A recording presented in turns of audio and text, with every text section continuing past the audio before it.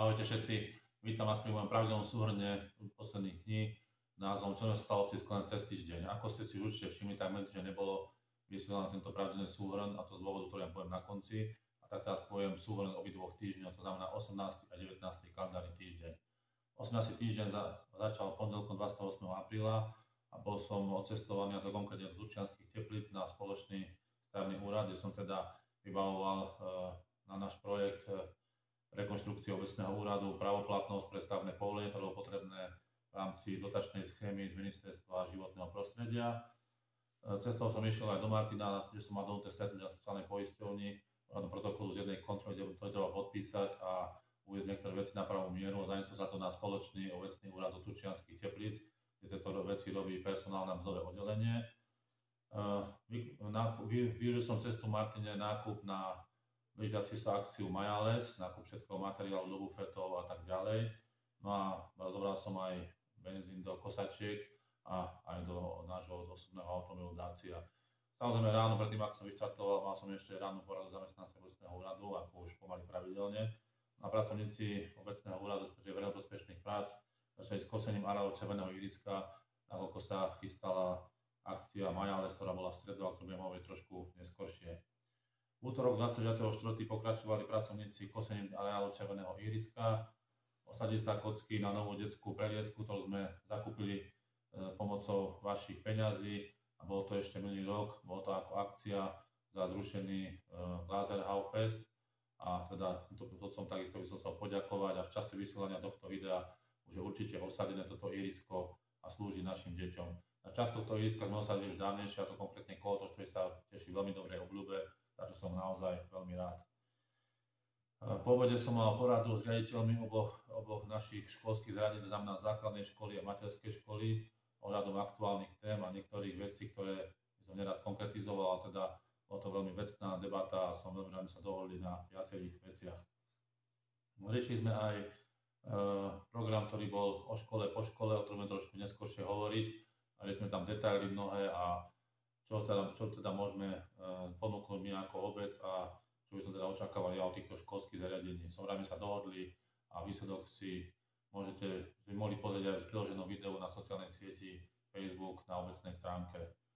Mal som ešte návštevu pani Varmusovej z Hornej Štúbne, ktorá sa teda odhodlala, že spraví nám divadelné predstavenie Kubo, Anča ja mám nožík, neviem presne ako to, ale je to Kubo originál. No a dohodli sme si detaily a prišla fyzicky pozrieť našu kinosálu, ako vyzerá, čo všetko potrebuje. Bola veľmi nadšená z toho, že akú veľkú máme javiskovú plochu a že nemusí nosiť žiadnu aparatúru okrem kulís, teda využili našu aparatúru. A ešte by som chcel poďakovať, samozrejme na konci poďakujem všetkým tým, ktorí prišli a aktívne podporili toto divadelné predstavenie. Toto divadelné predstavenie, ako sa dozvedel pani Varmusovej, bolo na podnet viacerých našich spoluobčanov, ktorí ju stretávajú, či už v jej zamestnaní alebo niekde mimo zamestnania, a chceli teda, aby bolo aj u nás to predstavenie. Či tí občania, ktorí aj pýtali predstavenie, boli, som sa aj nepýtal, ale teda možno sa dozvieme neskôršie, uvidíme. Po obede som mal ešte telefonát s našim IT technikom ohľadom internetu v škole a na ihrisku, ktorý bol nefunkčný, a dohodli sme sa, že teda príde na najbližší deň a skúsi sa to pozrieť fyzicky, lebo cez telefón sme to nevedeli spraviť a spojazniť. V stredu 34. bolo hlavnou úlohou programu dňa bol príprava na Majales, a to všetko to bolo príprava stanov, príprava bufetu, príprava všetkých vecí, samozrejme mája a tak ďalej. Ja som trošku neskôršie, ale hneď ráno som mal návštevu, ako som spomínal, IT technika, ktorý prišiel na futbalové ihrisko a bol aj v škole, všetko vyriešil. Ak sa neskôr dozvedel, tak zase ten počítač začal haprovať, takže jedno sa vyrieši, druhé sa pokazí, taký už život, stále treba niečo napravovať. Tak ten samotný Majales, chcem sa poďakovať samozrejme všetkým, ktorí prišli pomôcť túto akciu zorganizovať, organizačne zabezpečiť, či už to bolo postavenie stanov, dovezenie viacerých vecí, stolov a tak ďalej, košov, všetkého možného a nemožného. No a samozrejme aj tým, ktorí prišli podporiť aktívne túto účasť a ktorí teda boli prítomní na tejto akcii. Trošku ma zamrzelo, že neviem, aké príčiny sa na poslednú chvíľu naši hasiči nechceli zúčastniť tej akcie. Nemal som ešte moc času na stretnutie s nimi a zisťovanie, čo presne sa stalo, už to bolo jedno. nakoniec museli teda ten maj dvihnúť pomocou techniky nášho družstva, respektíve družstva, ktoré máme s Klenom. No a týmto chcem poďakovať samozrejme pánovi Cingelovi, že teda bol ochotný na poslednú chvíľu prísť. Ako sa nakoniec ukázalo, tak prvotné pretuchy sa nenaplnili, bolo tam dosť ľudí, a už keď sme teda zavolali tú techniku, tak už som nechcel odvolávať a bolo to postavené tak či tak, tam niektorí prispeli, najmä teda futbalisti, ktorí prišli, ďakujem Maťovi Drávovi. No a postavili to tak či tak s pomocou techniky, ale teda musela tam byť aj ľudská sila, takže tento rok ten máj vyšiel tak, ako vyšiel, uvidím na druhý rok, no to bude určite lepšie. Ja som ešte v ten deň, aby to nebolo málo, keď sme mali mnoho vybavovačiek ohľadom toho Majalesu, ráno som mal to videotechnika dohodnutého, dal sa mu nejaký inakší termín, prísť na nedeľu bol fotbal, tak ešte k tomu museli sme aj riešiť niektoré nezrovnalosti, že posledný deň na poslanie toho projektu, ktorý som v pondelok správoplatniť, nastala chyba na spoločnom lesnom úrade v Turčianskych Tepliciach s nejakými výkresovými dokumentáciami, respektíve boli orazené zlé dokumenty a musela to ešte pracovníčka obce narýchlo ešte riešiť aj toto, takže aj takáto komplikácia nastala pri tých všetkých povinnostiach, ktoré sme mali ohľadom akcie Maja, ale sme museli riešiť ešte aj toto. Takže toto prináša život. Vo štvrtok 1. mája bol štátny sviatok práce.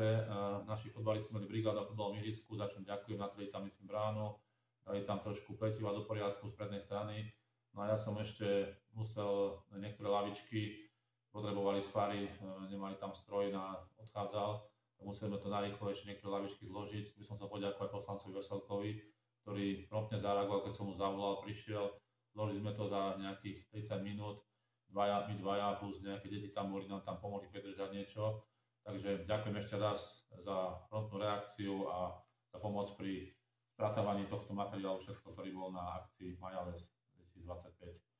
Piatok 2. mája naši obecní pracovníci upratali celú akciu všetko po akcii z Majalesu na Červenom ihrisku. Druhá strana pracovníkov pripravila kinosál na sobotnejšiu akciu divadla z Hornej Štubne.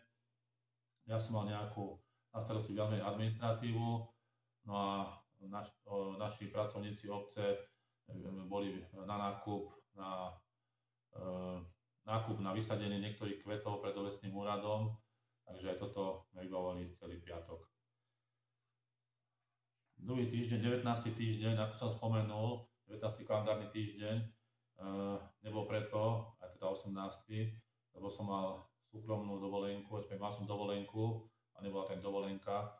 Bol som mimo Slovenskej republiky, konkrétne na Ukrajine a na delfinoterapii s mojou najstaršou dcérou. Nikto tak narýchlo a preto som to ani nedával nikde, lebo nevedeli sme, ako to celé dopadne, predsa len je to stále krajina v vojnovom konflikte. Našťastie sa nič nestalo. Môžem to povedať, že bolo tam naozaj také zvláštne, v tej krajine byť, ale boli sme kúsok od hranic iba 180 km, no a bol to určite zážitok, ktorý neviem, či treba zažiť, ale teda bolo to zaujímavé zažiť a zažiť celú tú atmosféru tej krajiny, ktorá sa momentálne zmieta vo vojnovom konflikte.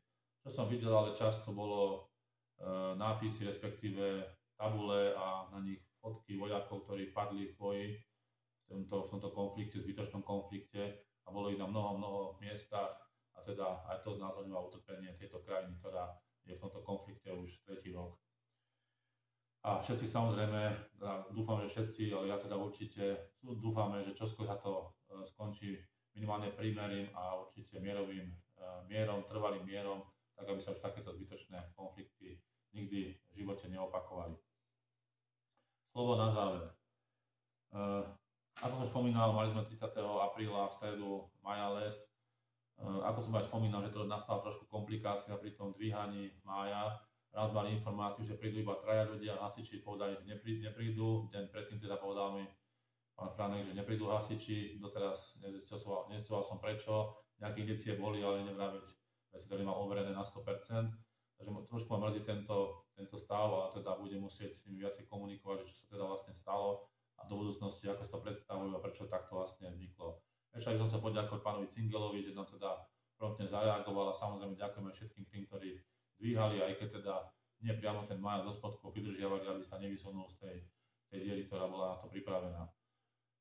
Aj to prináša život, ale teda chvála Bohu, nikomu sa nič nestalo, všetci sa dobre zabavili, tak ako mohli a myslím, že to bola celkom vydarená akcia. Ešte by som sa poďakovať všetkým tým, ktorí boli v bufete, samozrejme celá komisia kultúry a športu, takisto aj v bufete, ktorý robil potraviny, respektíve jedlo, no a samozrejme aj všetkým tým, ktorí to zabezpečili ako od začatia až po koniec.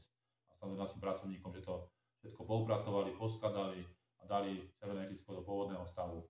A samozrejme ešte aj naše koiniony, že nám poskytla na lavičky na sedenie, no a pani Antonieva, že nám poskytla vodu na umývanie, aby teda bola zabezpečená aj táto strana hygieny a pitného režimu. 1. mája bol Sviatok práce a okrem toho bol aj 21. výročie od vstupu Slovenskej republiky do Európskej únie.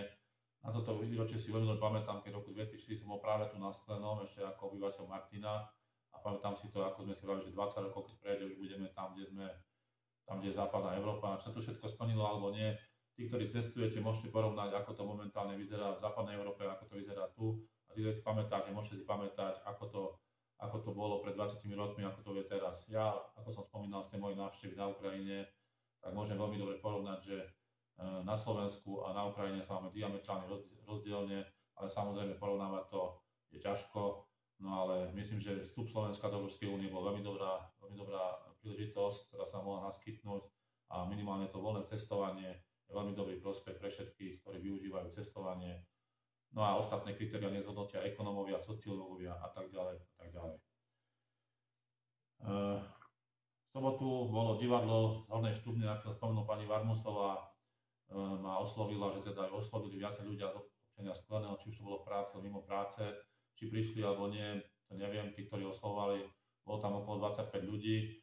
Ja som sa zúčastnil na začiatku a potom na konci kvôli tomu, že som musel baliť na moju zahraničnú cestu, nestíhal som to, bola veľká škoda, lebo videl som začiatok, bola sa mi predstavenia, bolo to veľmi pekné, takže mrzí ma, že bola taká účasť, aká bola, uvidíme, ako to bude ďalej, dohodli sme sa, že teda ak náhodou budú ďalej spolupracovať s našou obcov, dáme do predpredajú nejaké vstupenky a keď sa naplní ten počet do určitého minimálneho počtu, tak potom prídu, keď nie, tak neprídu.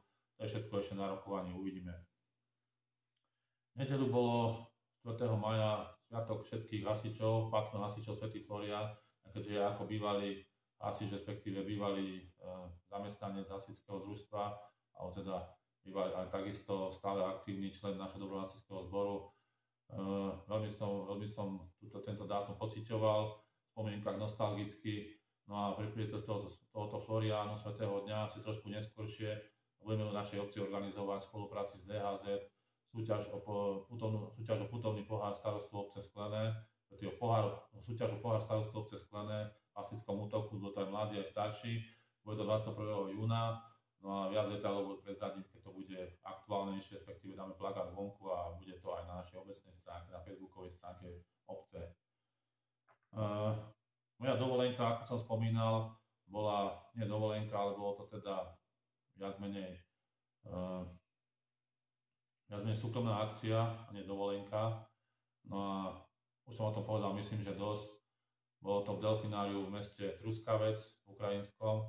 Dostanete, môžete to pozrieť na Google mapách, je tam pekné delfinárium a myslím, že aj na ich facebookovej stránke môžete vidieť naše fotky, naše video, či nemám čo skrývať, nebolo to nejaká tajná cesta, ale s respektom, preto všetkým som to nedával vonku, až kým teda nevrátime sa domov, aby teda bolo všetko v poriadku, trošku poverčivosti možno vo mne vyťazilo.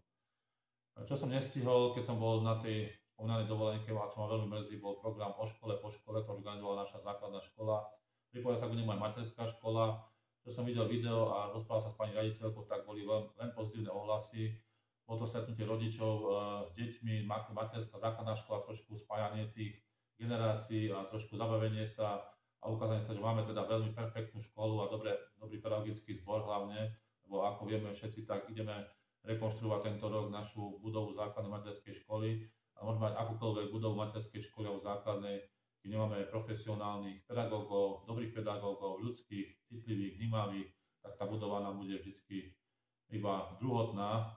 Podstatné je to, čo máme ľudský potenciál v tých pedagógoch, aby nám z tých detí dali čo najviac do života aby nám najviac spravili, čo sa týka kultúrnej akcie, čo sa týka toho, ako sa majú deti správať a naučiť ich. Memorovanie nie je také podstatné, ako to, aby logicky mysleli a hlavne čítali a počúvali s porozumením. To myslím si, že veľmi dobre zvládajú naše základné materské školy a môžeme pochváliť túto akciu a dúfam, že na druhý rok budem už aj ja prítomný a budem sa môcť zúčastniť na niektorých spoločných aktivitách, ktoré mali veľmi, veľmi dobrý ohlas. Takže ešte raz ďakujem pani riaditeľka a učiteľky a všetci rodičia, ktorí tam boli, samozrejme, aby detičky, že sa dobre zabavili a že ste mali z toho veľmi dobrý pocit. Samozrejme, potom mali deti ešte aj program, to bolo spanie v škole, veľmi to užili, čo som počul, takže aj takouto formou treba spropagovať našu základnú materskú školu, že je to naozaj veľmi dobrá inštitúcia a s veľmi dobrým učiteľským zborom. 8. maja bol deň víťazstva nad fašizmom, bolo to okolo 80. výročie roku 1945, keď skončila druhá svetová vojna v Európe, 8. mája. V Rusku to oslavujú 9. mája, keď tam bol časový posun pri podpísaní tej kapitulácie. Trošku sa to zviditeľnilo teraz, keď ten vojenský konflikt na Ukrajine, ale teda treba si príjmať takéto udalosti, že vďaka tomu víťazstvu pred 80 rokmi máme tu na slobodu, demokraciu, máme slobodu slova a môžeme teda slobodne si prejavovať svoje názory, slobodne cestovať a tak ďalej a tak ďalej. Na poslednú vec, ktorú by som chcel povedať v mojom slove na záver, je to, že na sobotu, nedeľu, teraz sú to sobotu, nedeľu, to bolo 10. 11. mája, navštívila párna lokomotíva, ktorá išla, myslím, že z Hronskej Dúbravy a Nitranské Právno, alebo nejakým takým smerom, skrátka išla raz po obede, raz do obedu cez našu obec. Ďakujem všetkým, ktorí prišli, teda pozreli a spravili niektoré zábery. Veľmi pekne to bolo, trošku nostalgie. V tých starších ročníkoch som videl, v tých malých, tých menších ročníkoch som videl trošku obdivu, nadšenia, ako to všetko fungovalo. Takže aj takáto udalosť sa udiala v našej obci. Máte ešte pekný deň a držte sa.